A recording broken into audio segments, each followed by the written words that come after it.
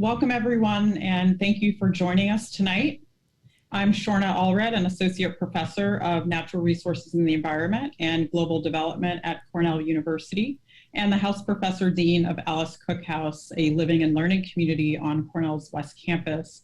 And it's my honor to moderate tonight's panel on climate injustice, the quest for equity in a changing climate.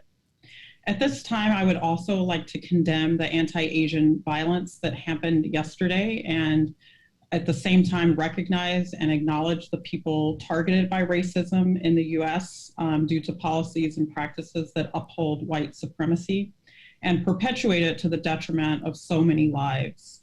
Our words matter, our actions matter, our policies matter. And this is what our panelists will speak to tonight. The imperative of how our actions around climate change can work to dismantle racism and simultaneously act to uphold justice. Before I introduce our panelists, I would like to begin by thanking those who made tonight's webinar possible with their support. Several years ago, Jennifer Cohen, Human Ecology class of 1993, and her spouse, Mark Horowitz, generously funded a lecture series, which is now in its 4th year, with the intent of bringing attention to key public policy topics facing our nation.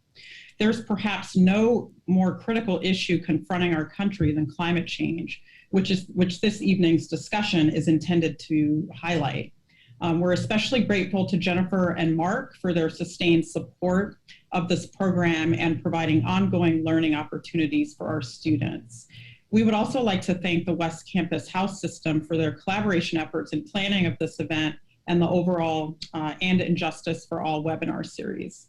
The West Campus House System is Cornell University's faculty-led, student-governed residential program charged with bringing students, staff, and faculty together in a spirit of inquiry and active citizenship. We're delighted that this virtual format actually allows many of us to gather here from Ithaca and points beyond. To our students, alumni, faculty, staff, and interested public, we welcome you all here tonight. So this evening, our panelists are Ben Holton, the Ronald P. Lynch Dean of the College of Agriculture and Life Sciences at Cornell. Ben is an internationally recognized scientist in global ecosystem processes, climate change solutions, and agricultural sustainability. And he directed the John Muir Institute of the Environment at UC Davis before we were fortunate enough to have him join us at Cornell last year. Our second panelist is Tamara Tolz O'Loughlin, an international climate strategist and environmental advocate with 2 decades of experience on issues of climate, energy, access, and accountability. She is the former North American director of 350.org, where she led critical work to build multiracial and multi-generational climate movement capable of holding leaders accountable to both science and justice. Our final panelist this evening is Linda Shai, an assistant professor in Cornell University's Department of City and Regional Planning. Her research and professional practice focus on urban environmental governance and advancing planning policies to manage the urban climate transition in ways that improve social equity. So each panelist will share their remarks before we transition to discussion.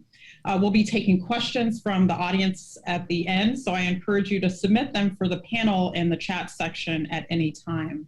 Also note that this event is being recorded and will be available at the same eCornell URL afterwards. So I would like to turn it over to Ben, who will kick off tonight's panel.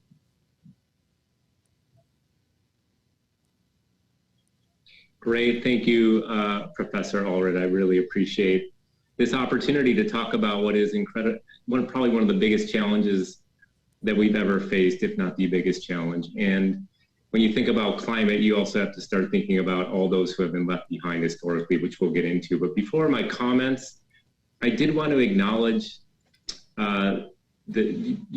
state the land acknowledgement that Cornell University has. So Cornell University is located on the traditional homeland of the Gayukono, that's the Cayuga Nation. The Gayukono are members of the Haudenosaunee Confederacy, an alliance of 6 sovereign nations with a historic and contemporary presence on this land. The Confederacy precedes the establishment of Cornell University, New York State, and the United States of America. We acknowledge the painful history of the Gayukono disposition and honor the ongoing connection of the Gayokono people, past and present, to these lands and waters. So the challenge of climate, I'm going to spend a little bit of time here just kind of framing what I consider to be the biggest obstacles in front of us, and then get into some of the areas where I feel the food system and agriculture can help us drive more resilient communities and take on this incredible challenge of climate injustice that we are confronted with. So I always like to start with the big picture. The challenge of climate change is a technological challenge. It's about deep decarbonization of our energy system, of manufacturing, transportation. It's also about opportunities to catalyze carbon dioxide capture on a global scale. But that technological challenge pales in comparison to the opportunity in front of us and the challenge of helping the most vulnerable people on the planet who are bearing the brunt of climate impacts. It's important to acknowledge that when we think about the global carbon challenge in front of us, there are emissions that stay in the atmosphere for hundreds of years. And that means that historical decisions made in industrialization are still impacting people around the world today. In the United States, it's estimated that around 20% of current emissions can be sourced back to our activities. But historically, because of the long residence time of carbon dioxide in the atmosphere, it's a number that's closer to 40% of total emissions. Recognizing that our economy has developed in an astounding way with access to fossil fuels, clean energy, and our development of our food system, it's also incredibly important to recognize that this is a moral responsibility of the most industrialized nations who have benefited from the fossil fuel economy to now figure out how we can help those communities that are suffering through dangerous climate impacts. Oftentimes we talk about the Paris Climate Agreement. The Paris Climate Agreement is, in a nutshell, a set of nationally determined commitments through which every major nation, except for a couple, decided to come together and find pathways through which they would start to decarbonize their economies. Every country has their own set of commitments, and they try to make them ambitious enough to avoid some of the most extreme changes that are likely to happen on the planet. But there's a couple of points I want to raise about the Paris Climate Agreement and climate change in general. First, climate impacts are here. It's not some far distant future. It's not some land that's outside of where we are right now. Climate change is happening in the form of extreme weather events, rising seas, failing infrastructure, and it's causing significant damage to the U.S. economy. Current estimates suggest that the U.S. economy is suffering climate-related damages that are eclipsing over $100 billion per year, and those are pretty conservative estimates. Coming from California, I'm well aware of climate impacts because the increase in wildfire activity, severity, and season, which has incredible impacts on the economy, on human health, and mortality through the fires themselves, as well as the homeless crisis, is something that we know has been happening more and more as a result of climate change, and that's sourced back to fossil fuels in the air. So when we think about the Paris Agreement in that context, what we're really trying to hope for on the planet is that we can hold the rate of climate warming to no more than 1.5 to 2 degrees of Celsius temperature rise. That's a global average compared to the pre-industrial era. Now, 1.5 to 2 is very significant. Many island nations are really imploring the economies of the planet to decarbonize as quickly as possible because they are already being disrupted, their culture, their traditions, and of course, island nations that are succumbing to sea level rise. So 1.5 is the preferred target for avoiding the most dangerous climate impacts in the future. And just let me give you a couple of facts about 0.5 degrees. It doesn't sound like much, 1.5 or 2, it just doesn't sound like a lot, but a couple of analogies I like to draw. When you have a temperature or a fever of 100 versus a temperature or fever of 102, that's a big difference. Okay, so there are thresholds in the world, and these thresholds really start to appear as we eclipse 1.5 to 2 degrees of warming. But 1.5 versus 2, well, 0.5 degrees in that context, that's a doubling of global crop failures by 2050. So even though it sounds like a small amount, that's going to especially hit the most vulnerable communities in the Sahel region, sub-Saharan Africa, and Latin America. So very vulnerable areas to climate impacts. Moreover, water scarcity will increase by more than double with only a 0.5 difference in temperature. 14% of the world's population will be exposed to extreme heat, which results in mortality and comorbidity. Well, that number can grow to 30% of the world's population with only 0.5 degrees difference. These impacts will be especially pronounced in the global south, where it's estimated it will move from 350 million people by 2050 to 411 million. Finally, we are seeing a dilution of micronutrients. Already on the planet, we have an estimated 2 billion people who do not have adequate micronutrient nutrition to develop healthy livelihoods. A doubling of CO2 will dilute the nutritional quality of that food if you hold the current crop breeding efforts constant, making it even more difficult as we start to imagine 10 billion people on planet Earth by 2050 projecting out. So climate change in this context is an incredible threat multiplier. It's adding to the burden to many of those who are already suffering from lack of access to food, water, shelter, mental health resources, capital, education, economic security, and it is a form of additional systemic racism that is ingrained in our society. A couple things about that. One, in the United States, African Americans are 3 times more likely than white people to live in old, crowded, inferior housing and have poor access by comparison to things like insulation and air conditioning, which is needed for climate protection and climate resilience.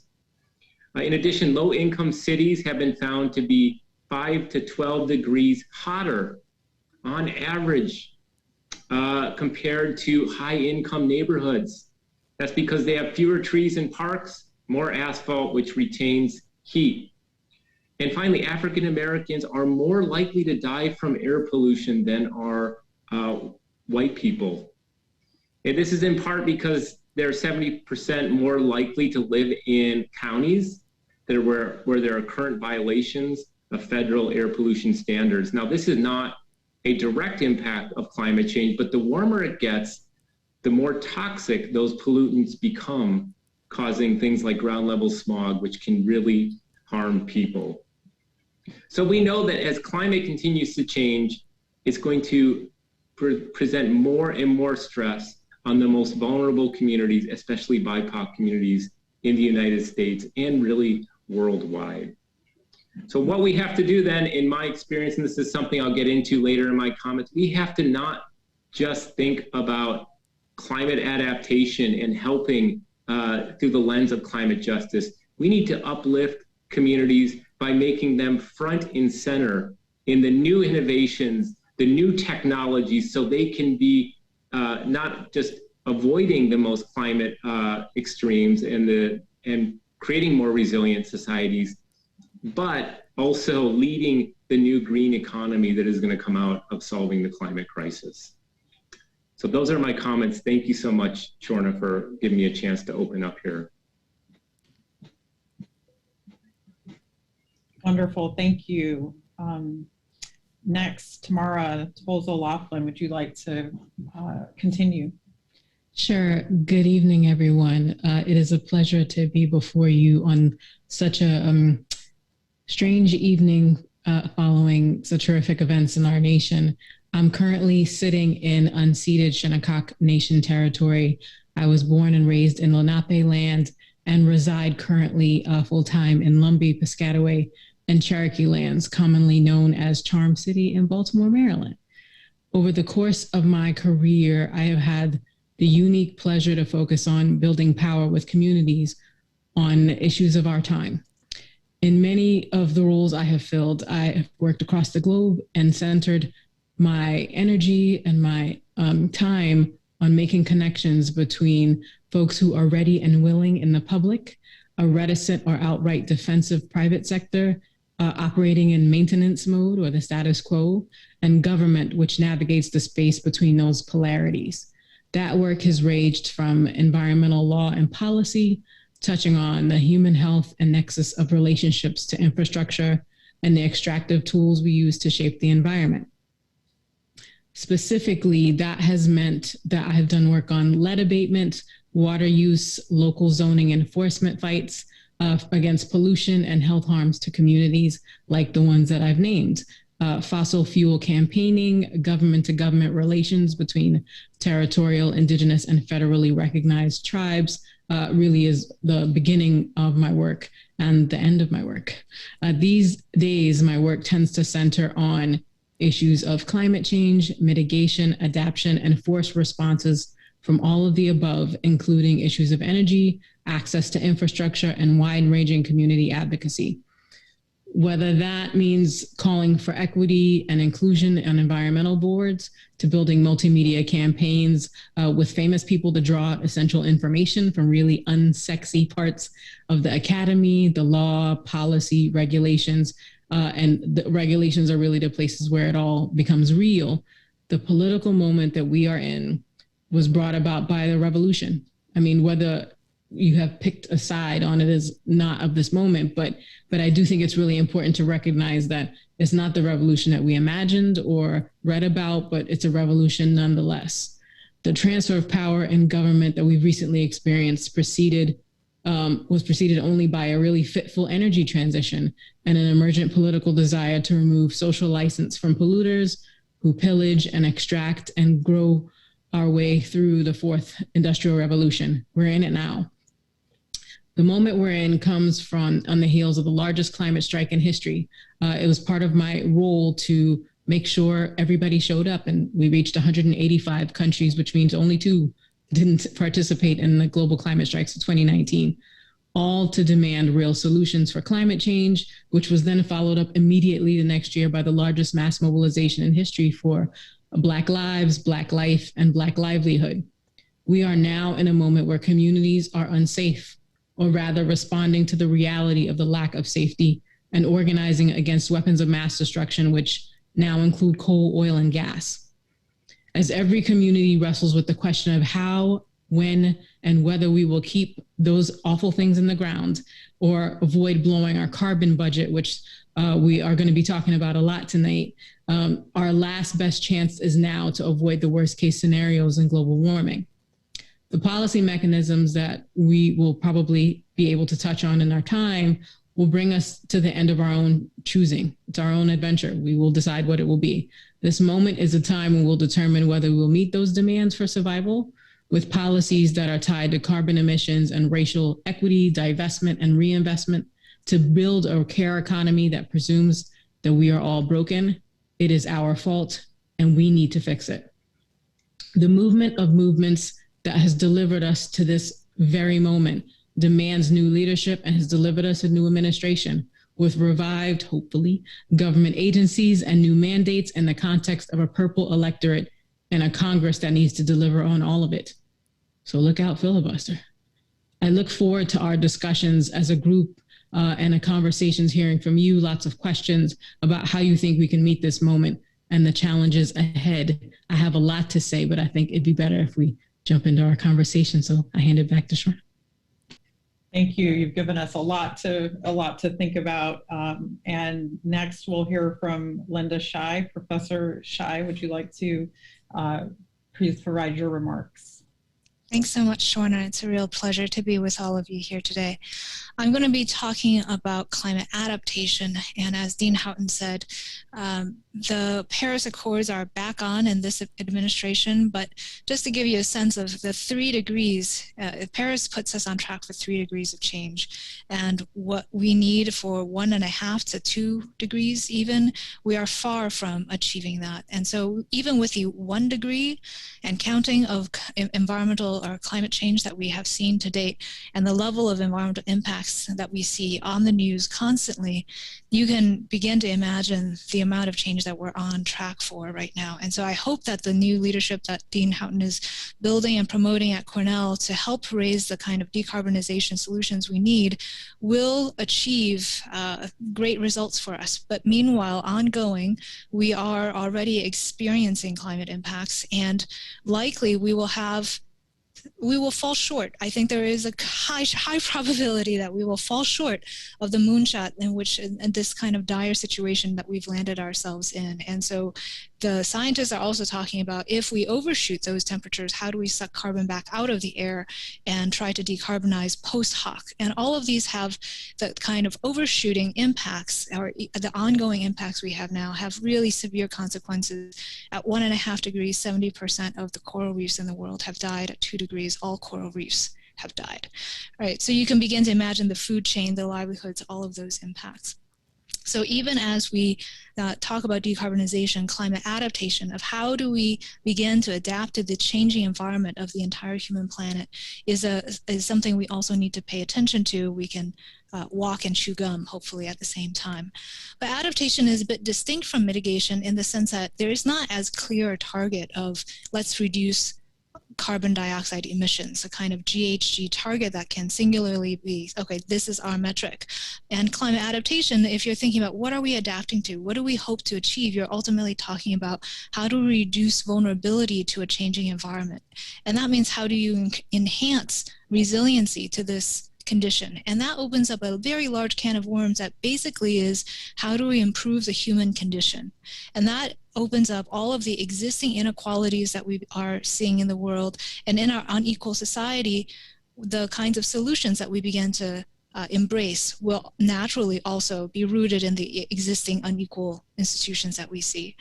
I think that when we start talking about the causes of climate change, I differ a bit from Dean Houghton. We are in different colleges, and so as taking a more social science approach, the beginnings of climate change, I do not root the problem as a technological challenge, but one as a deeply political and social phenomenon that has its roots not in the current moment, but starts with colonialism, racialized capitalism, and basically the subsidy of white European power through the taking of land and resources and the colonization of almost the entire world.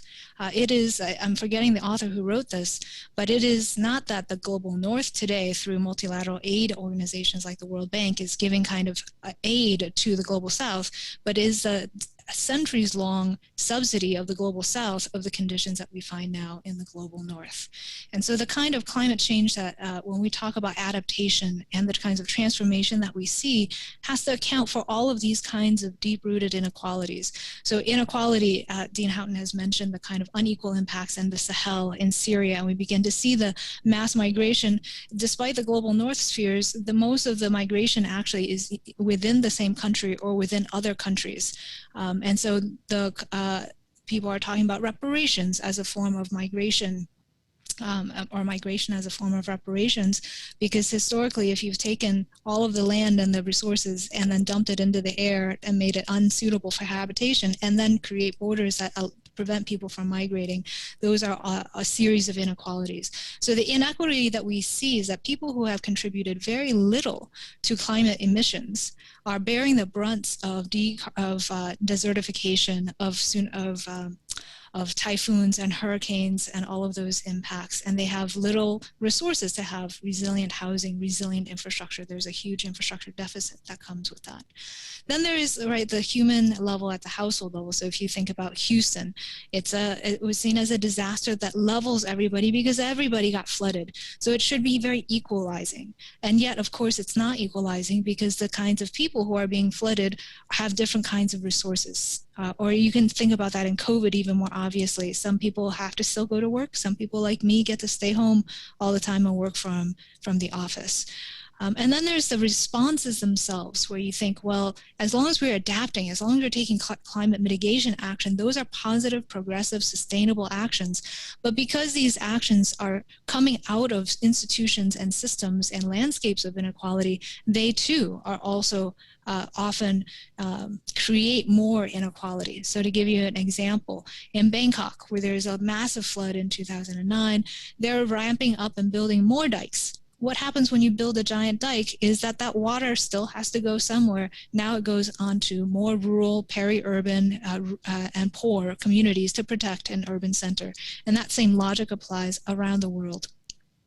In Mumbai or in California, water-stressed cities are now saying, we want to secure water supplies. Where is that water going to come from?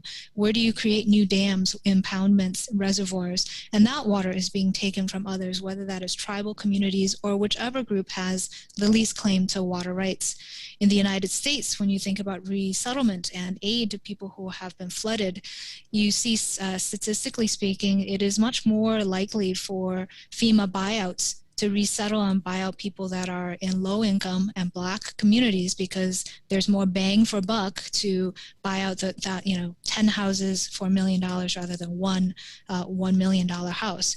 At the same time, the investments in seawalls that is happening is disproportionately for communities that are seen as so wealthy that they cannot be moved or buy out. It's impossible to imagine that they retreat, and so we invest in those kinds of communities. So the few different cross-cutting points that I want to make here is that adaptation is really difficult to think about because it's fundamentally about the human and environmental condition, and that opens its door to a wide set of issues, and it is much more difficult to imagine, to define what is the right path forward, what is the appropriate response.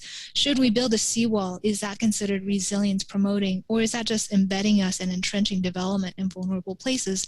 Should we have people move, or is that going to be seen as making people more vulnerable because we don't have good ways of making new communities that are as good or as culturally vibrant or restorative as the existing communities?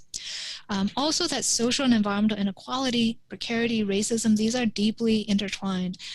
I don't think that solving climate is only an environmental problem, nor is solving social inequality a problem that is only social, but it's rooted in the distribution of land, natural resources, water, clean environments that allow people to actually thrive and survive. Racism is obviously rooted in the colonial experience is deeply racist, but this is not the only way in which we see the differences, the social differences, and how we perpetuate social inequality right now under the climate transition. In other places outside, including in the United States, but many places outside, where race is less clear a parameter of difference, class or land tenure status, whether you own title to the land, indigeneity, urban-rural status, these are all the different ways in which the haves and the have-nots are fighting for resources and control over how we respond to the climate challenge. And so I will just conclude by saying that justice is always relational. Inequality is relational.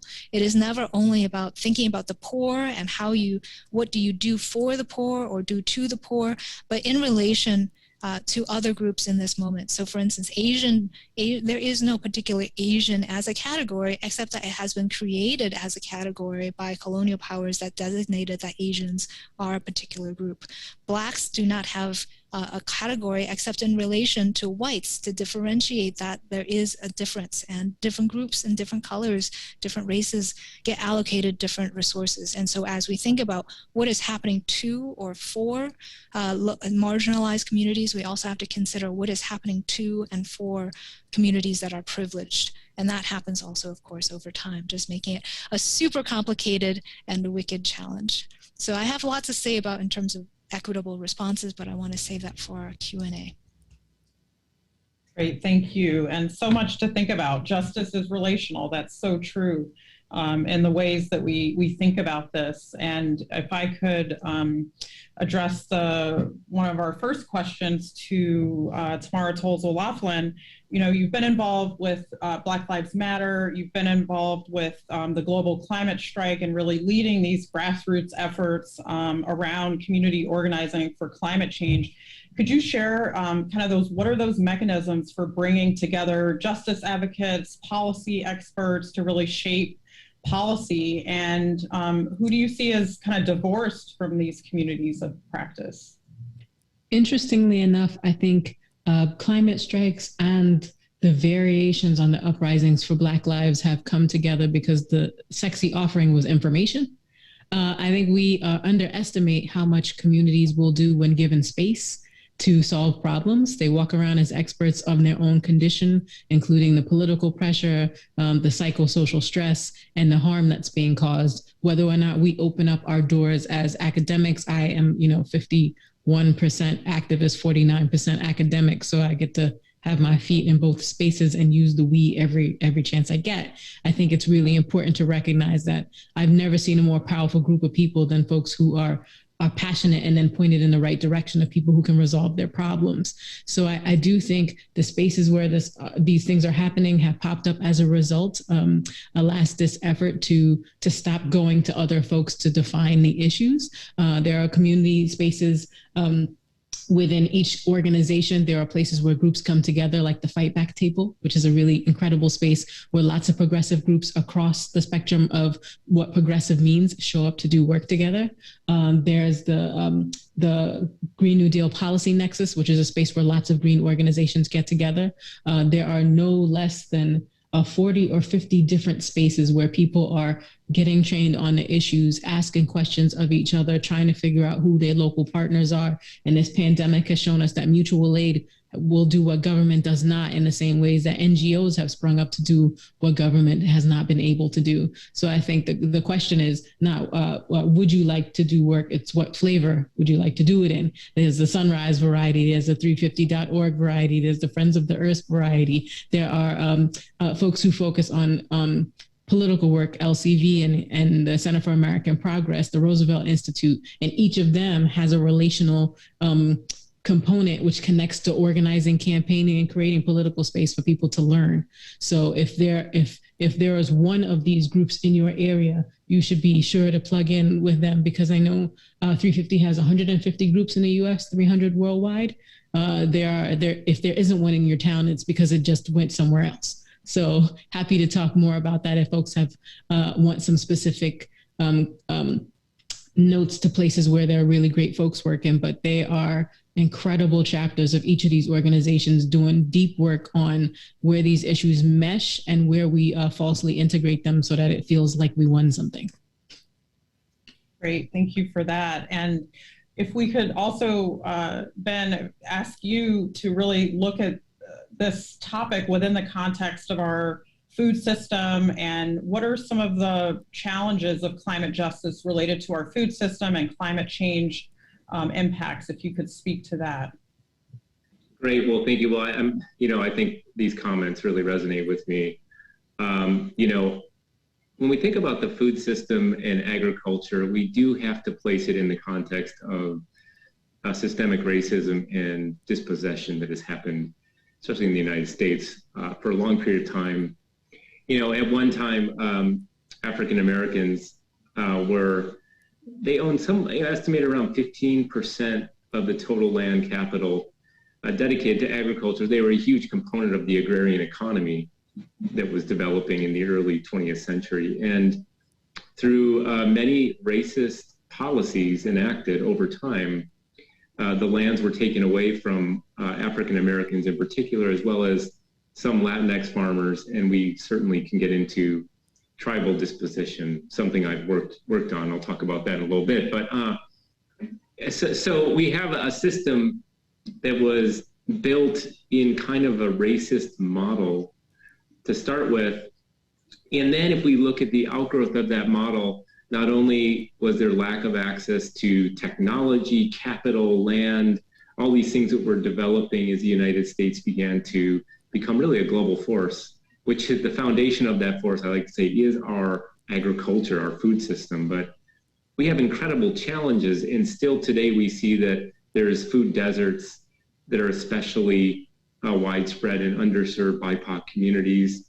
There are studies which have estimated that around 11% of white people in the United States are classified as food insecure, but that number doubles when you look at BIPOC communities. And when you hold it constant for economic level, you can see that that cannot explain any of the differences. It is really driven by all accounts, by systemic racism. So that's a challenge in and of itself. I would say that going back to an earlier point I was trying to raise, I think that there's this need to infuse justice into everything we're thinking about. And I want to comment on just a couple of areas where I think there's some examples, there's some hope for things that can happen, recognizing we are up against a huge problem with no easy solutions. And it is going to involve political, social, economic transformation, grassroots efforts. All these things are going to have to combine. But I like to think about the challenge as short and long-term adaptation. And that my thesis is that it's best for us to stop separating out adaptation and mitigation. That in reality, what we need to do is think about solutions that bring about real live short-term value in the form of resilience, economic security, and can give rise to things like carbon capture and deep decarbonization. So a few examples that I was involved with in the Sacramento region in California was reflective roof materials, new industries developing, buildings that were going to underserved communities with tree planting, materials that would reflect the sunlight back to space. That was assisting in urban heat islands, saving energy, and possibly capturing carbon. So that's an area where we can think about mitigation and adaptation working together. When it goes to our food system, soil carbon and regenerative agriculture, where we assist farmers in carbon capture, which brings about decarbonization and some form of climate resilience. But those approaches need to involve access. And one thing I've been working on with the state of New York, I'm on a panel about BIPOC farmers and how to overcome the systemic racism that exists in terms of access to capital, access to land, access to knowledge, sense of community, and really the ambition to create food sovereignty for communities so they become empowered and they become capable of finding pathways through healthy food systems. So those are a couple of things. The final comment is I've been working a lot with tribes in California using traditional ecological knowledge, and we are focused on polyculture cropping systems where we are bringing in their culturally important high-value plants.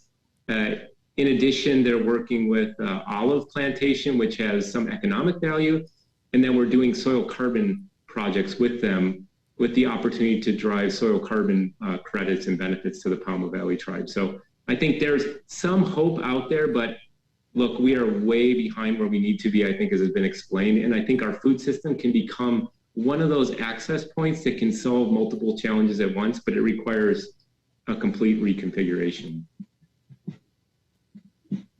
Yeah, and a lot of what has been said is really related to the systemic and deep-rooted racism, land dispossession, racial capitalism, colonialism. These are deep transformations that we need to really achieve justice in the ways that a lot of you have outlined.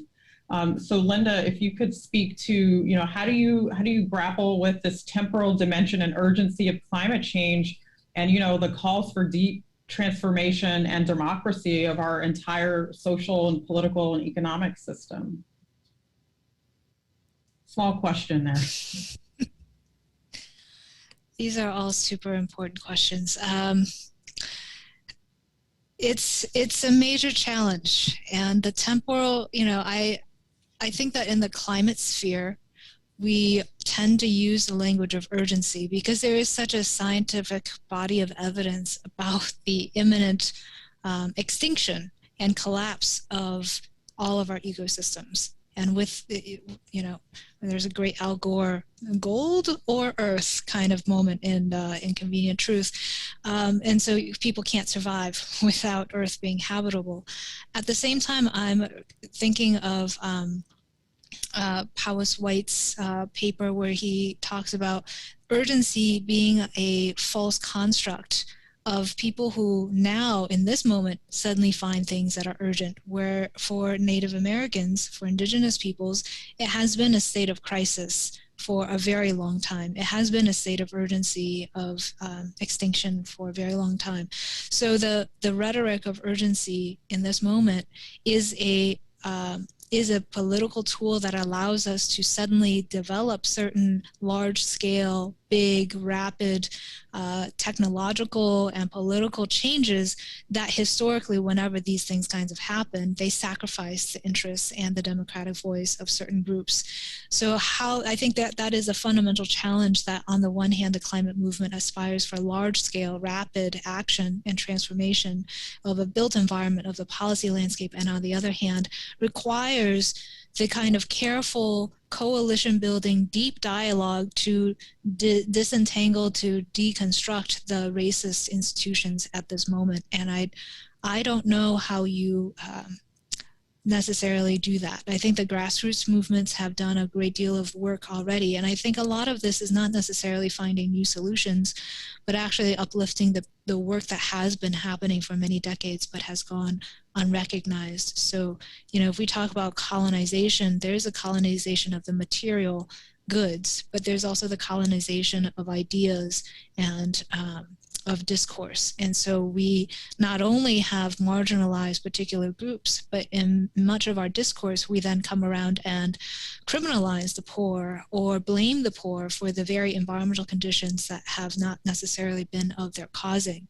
And so in this moment, there is one approach, which is to say we target the poor or the marginalized or the Black or whatever category we're looking at, and say we should target resources to help them and to uplift them.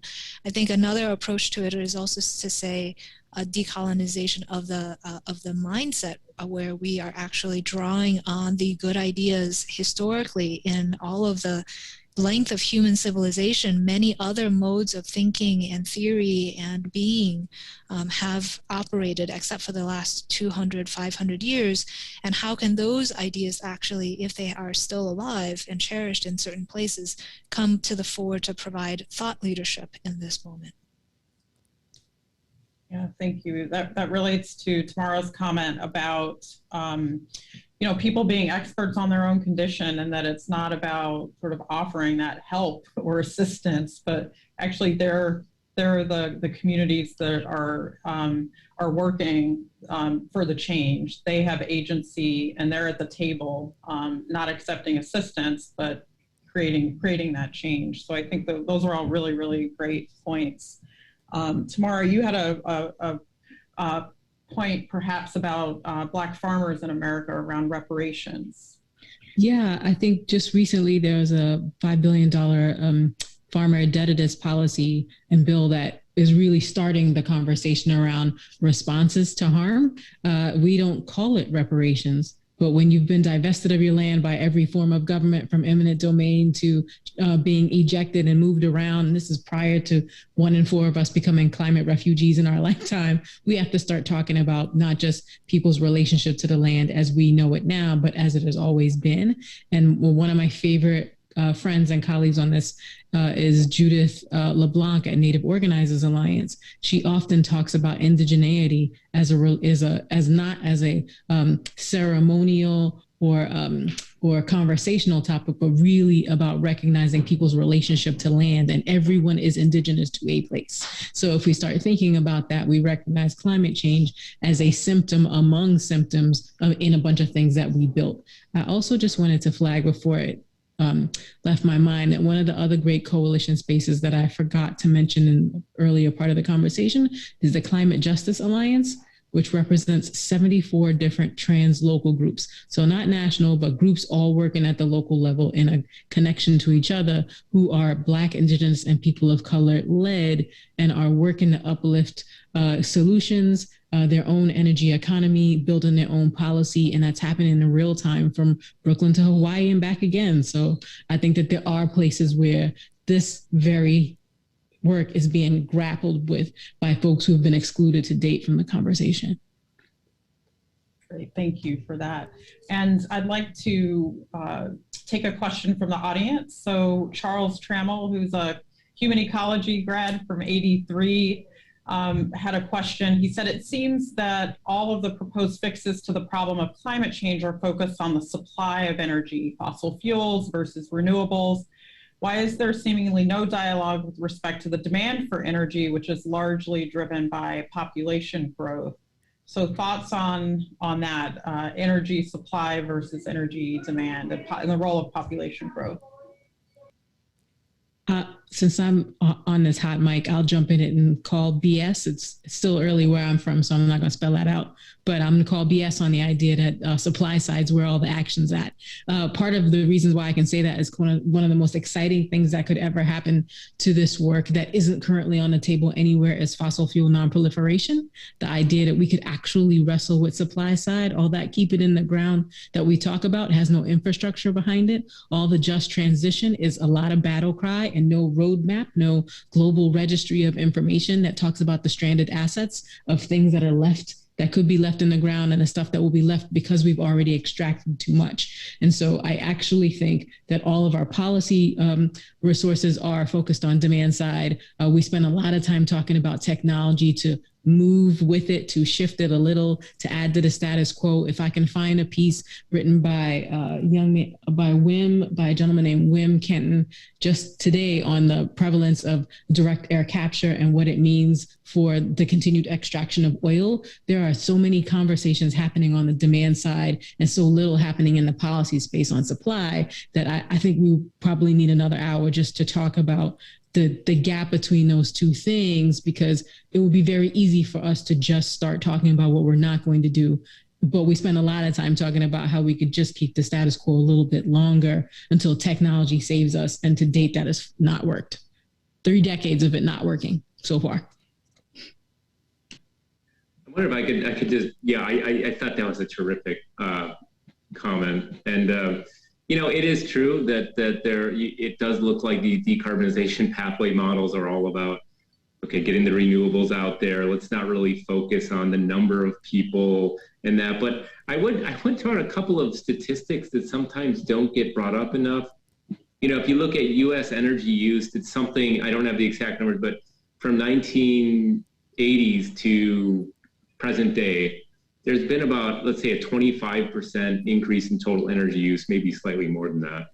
But at the same time, GDP, and I'm not saying that I agree with these data or anything, there's issues, but GDP increased by 149%. Okay, so the carbon intensity of that is really an incredible shift. And that does say that there are some policies that are driving energy efficiency, but I think for this particular conversation, we also know that income inequality just found its way to grow with that same transition. So I do think there are policies in place to kind of drive efficiencies, but there are also questions I think that come up oftentimes, like how many babies should people have? What should population be? And certainly that is a very difficult question. Women's empowerment in parts of Africa, we have big programs at Cornell focused on those questions in particular, but there is a lot to unpack, there is no doubt. Thank you. And Linda, if I could direct the next question for you. Polly asks, part of combating climate change comes from developing and redeveloping our towns and cities in a more sustainable manner. However, these types of improvements have also shown to displace existing residents. What strategies can you share to combat this type of greening displacement or green gentrification that we've seen happen in many places? Thanks so much for that question, Polly. That's very close to the heart of what I do research on. So I think that the question is not the problem of the green. Even before the climate gentrification, green gentrification work, all of the past research on when you create a park or any kind of a nice amenity, even if you add community gardens, the property values begin to rise, and therefore it attracts interest. People want to move to a place. And that, sometimes people talk about, well, maybe if you don't do a big park, like it doesn't have to be the high line or the belt line or the low line. It could be something that's more like a pocket park or a community garden. The research in Philadelphia from a colleague of mine shows that rain gardens and all of the kind of very small, discrete, low impact development examples that they would send households has a role in making a place look nicer. It goes with the gentrification impacts you see in Philadelphia, and then where the people then move to is a place that has very few rain gardens or other kinds of technology. And at the same time, it's not that we don't want poor people or any people to have green amenities, like hold on the green, then everybody's not going to gentrify. That's not the thing we're talking about either. I think the issue fundamentally we're talking about is actually about land. Is about land policy and land ownership. It's about property rights. The ways in which we own land and the relationship to that is currently a model that is predicated on individual ownership, the market transactions, and the ability of the property values to shift in a way that is constantly forcing people to move, right? Like our tax system also. Municipalities have a big incentive in many places to grow their property taxes, and that means you either have to grow the number of people who are living there or the base of how much their property costs, which means you want wealthier people to be there.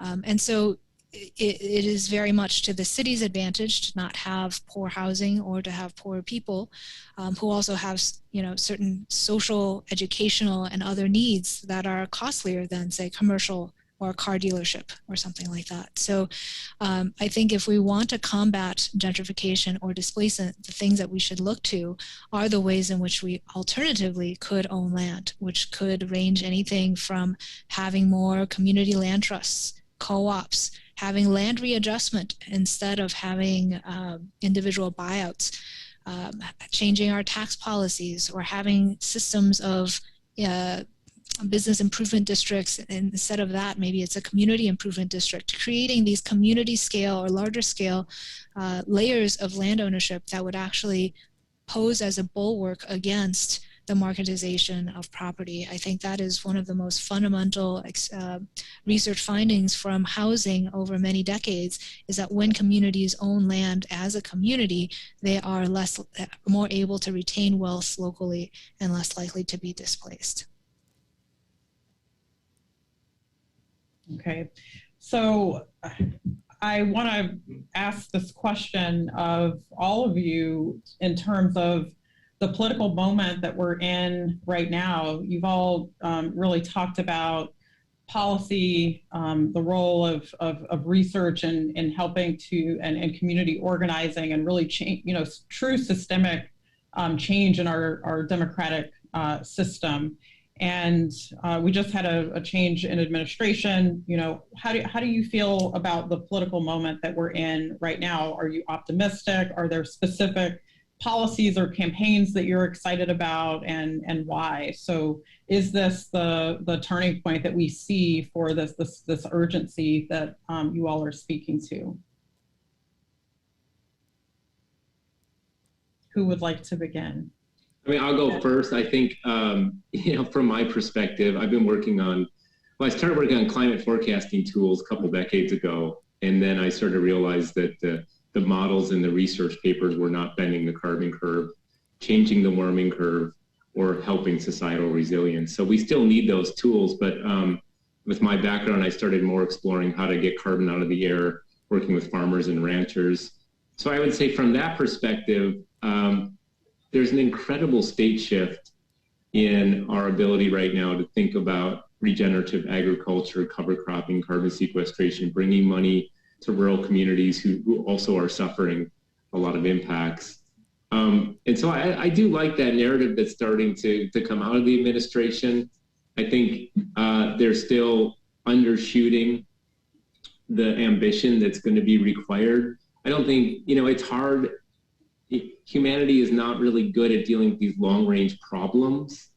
And so just like the pandemic has revealed the incredible fragility of our social economic system, and that once again, the people who are always most disadvantaged, our BIPOC communities get hit again. So when you think about bending the curve of spread of COVID, the carbon curve and bending that and the suffering that we're going to be experiencing around the world, it's going to make this last year, it's going to look different than it looked like during the pandemic. We won't probably all be trying to socially distance, but it's going to be incredibly devastating. So here's what I would say. If I were to have the ear of the president right now, I would say you need to treat this as a moonshot times 10. Take the same level of resources you're putting into military spending each year and start putting that into an ensemble of climate solutions that empower the most vulnerable communities in a way that is truly revolutionary. That's what's going to be required. I think otherwise, as has been pointed out, we'll shoot right through our 2-degree goal into our 3 degrees, 4-degree world. And frankly, there is no adaptation. There's no adaptation when you get to that level of change. So yes, cautiously optimistic. Thank you. Tamara, would you like to go next?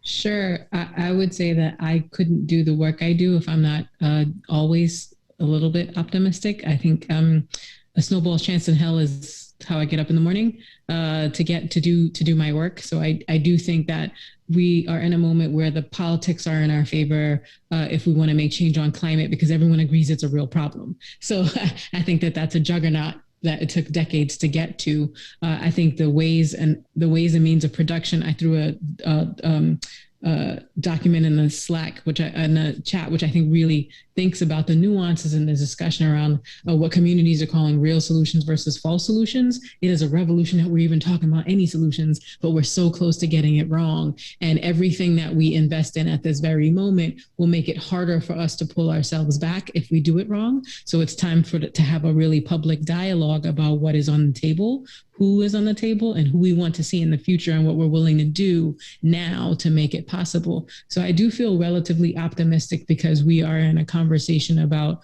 which technologies we will use, how much of the global discussion has to start and end with climate. I do think we're in a global posture where climate has now been publicly recognized as a national security issue. That puts the conversation about refugee status, where people migrate and emigrate to, on the table in a way that it just wasn't. So while there are plenty of things that have to be worked out, a recognition that we have not written people into the solutions, we have not gone to folks who have been stewarding the land over long periods of time to talk about how they did it, and have them go back to those same communities for conversations around jobs, infrastructure, and human health. You dress it up and call it the Green New Deal, and it sounds scary, but we pay for it, whether we're burying people, educating people, or everything that happens in between. So the fact that we have some space to rebuild the government with these questions at the beginning gives me more hope than I've had in 2 decades.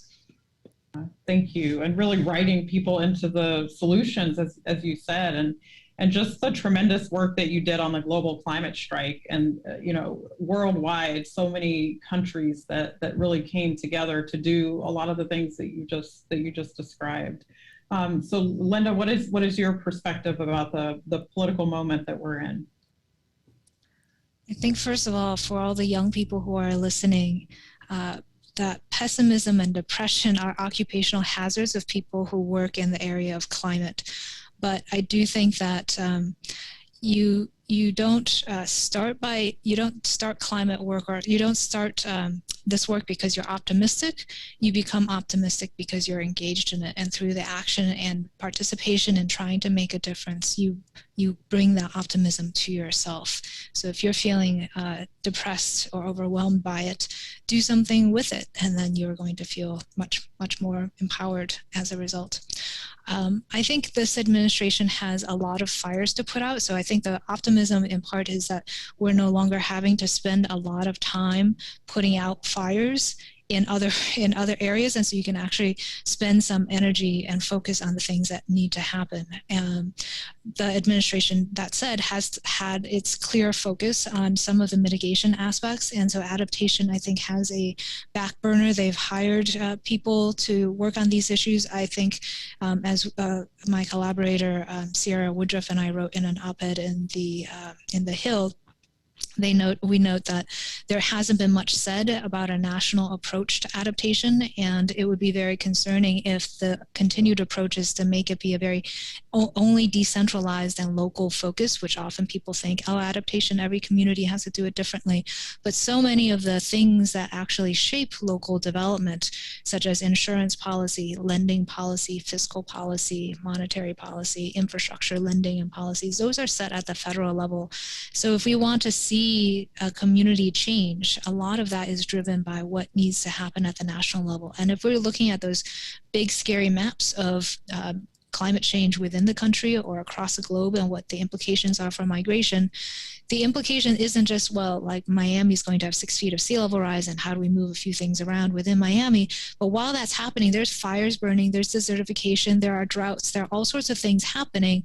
And so there needs to be a kind of reconciliation between the climate projection maps and the reality of where people are living and where we need to be moving and where we need to be investing. Should we continue the kind of growth we see in California and the Sun Belt and the South, which is currently in the United States where most of that development and construction growth is? And if we don't want continued growth, what is it going to take at the federal level to actually steer development, to build resilient communities while also not leaving behind impoverished communities because we're no longer putting money there? I think that kind of flipping is very common historically in capital speculative real estate markets. We see it decades on, year to year, all the time, from the Rust Belt declining to the Rust Belt booming again. And so the market, to some extent, can do that. People autonomously will move, but a lot of that comes with built-in inequality, both for the people who are left behind and the people who are gentrified out. And so if we want to change that picture, that requires actual public policy and steering and thinking. And I would hope that the federal government is going to bring those more, and not only to continue to treat adaptation and disasters out of FEMA, which is really under the Homeland Security Department, and treating this as a security and military issue and an engineering issue, and bring more a HUD or CDC or other community development type of focus to thriving places. Thank you. It goes back to that point about justice is relational, that it's about these sectors, working together and not siloing. And how do we look at this in a holistic way for this true transformative change that you all spoke about tonight? Well, I just want to thank each and every one of you for joining us this evening. Thank you to our panelists for sharing their perspectives. Really appreciate the time and thought that you put into the panel and the discussion tonight. As a reminder, tonight's recording will be available at eCornell and also on the West Campus House System website. And the And Justice for All series is also, all of the webinars are on the West Campus House System website under videos. For students that are in the Learning Where You Live course, please join us in just a few minutes on Zoom for an intimate discussion with our panelists.